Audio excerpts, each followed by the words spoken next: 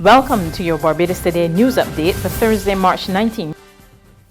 The government today tightened its surveillance measures to contain the spread of COVID-19 as it reported 3 new cases of the illness. In an update to the nation around midday, Prime Minister Mia Mottley revealed the details of the new infections. The spouse of the 38-year-old Barbadian woman, who was one of the first 2 positive cases recorded on Tuesday, a 60-year-old Barbadian who arrived from New York over the weekend, and an individual from a cruise ship docked off the island shores. The hike in cases has resulted in a decision to ensure that any person arriving from the USA, the United Kingdom, or Europe will have to be quarantined for 14 days. We have also taken a decision, given the fact that these cases that have presented themselves with Barbadians have come from New York, that any persons arriving from the USA, from the United Kingdom or Europe will have to quarantine or self-quarantine if they are Barbadian for 14 days going forward. This morning we spoke to JetBlue and American Airlines, and in both instances we indicated what we would be taking and that this self-quarantine and quarantine arrangements will be for all persons arriving from Sunday, the 22nd of March. That is to allow people to be able to plan out their business. As you know, you can't announce now for now because you're dealing with the movement of people to and from, Barbadians coming home, as well as persons who are already on island who are choosing to leave the country. Government is anticipating a major reduction in traffic at the airport and the resultant fall-off in tourism business because of the new measures. She, however, noted that the tourism minister will address the matter in the coming days. In the meantime, Mottley maintains there is no need to fully close the island's borders. At the end of the day, this country still needs to be able to have access to the international world, whether it is for emergency supplies, medical, emergency parts, various other things, but we anticipate that the level of flights coming in and out of Grantley Adams International Airport will significantly reduce going forward. Yesterday, I met with members of the private sector and the union movement, from hoteliers down to taxi drivers, from PSV operators to commercial retailers and supermarket owners, from persons generally who are managers or owners of capital in this country, to vendors as well, Barvin. We met with a wide cross-section of the private sector and all of the representatives of the union movement, and I am happy to report that for the most part we understand the difficulties. Their view overwhelmingly, 90%, was that we should not shut our borders fully. Shutting our borders fully has implications for the movement of cargo and has implications ultimately for the movement of people. Police are continuing investigations into the unnatural death of a British national today. Around 11:45, police were summoned to Checker Hall, St. Lucie, where a man was discovered dead in his car on the Checker Hall pasture. The victim has been identified as 44-year-old Dean Butler of Porter St. James. He had wounds on both arms and other areas about the body. The president of the National Union of Public Workers, Akani McDowell, is urging employers to be responsible and ensure their workers, especially the most vulnerable, are allowed to take necessary precautionary measures to prevent COVID-19 infection. We are hoping that common sense prevails. If a worker is not feeling well, if that person is immunocompromised, then it is best that that worker plays it safe and stays at home in a safe environment where they can, manage their condition, rather than coming to work and, maybe finding themselves in a difficult position. So the union is of the view that employers will make the sensible decision. If they don't, then the union will have to do its work and take the necessary steps. He made the comments while making a substantial donation to the HIV/AIDS Food Bank in conjunction with the Lions Club of St. Michael earlier this week. At the same time, manager of the HIV/AIDS Food Bank, Stacey Whitaker, is advising patients to protect themselves from getting ill. Really improve or increase your basic hygiene of washing your hands frequently, washing them properly, avoiding touching your nose, your eyes, your mouth.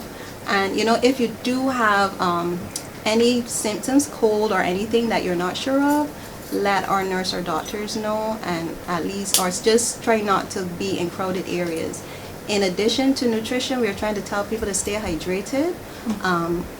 top up on their vitamin C. If they have vitamin C supplements or fresh fruits, top up on that, and stay well hydrated, and try to manage any stress and take the medication, obviously, so that the immune system can also be able to be properly to handle if any additional stress, basically. So take the medication as they ought to and stay hydrated.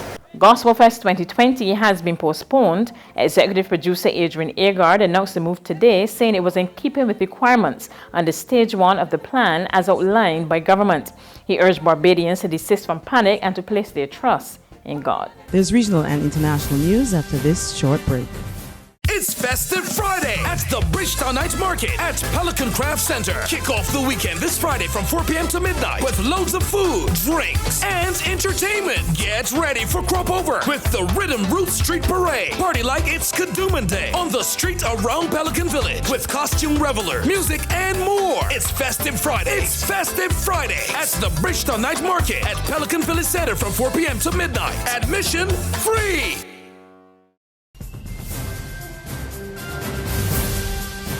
To regional happenings, the Trinidad and Tobago Prime Minister says that in order to prevent the spread of COVID-19, a gathering must not be more than 10 people. Joel Brown of CCN TV6 reports.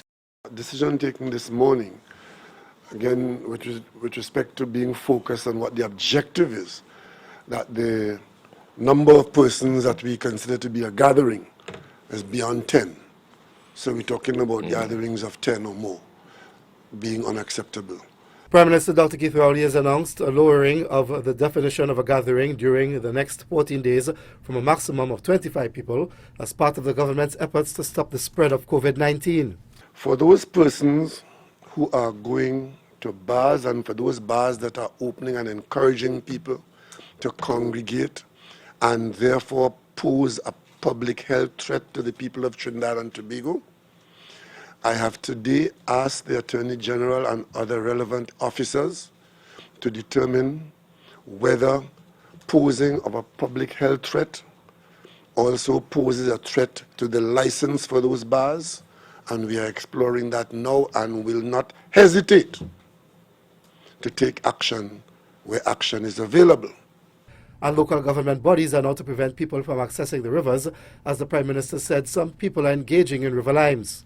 In fact, even home in your house, if you have a big family, as some of us have big families, and they all want to come around for a lime, please discourage it. If you congregate, the virus is not going to say, okay, they're only liming, I wouldn't infect them.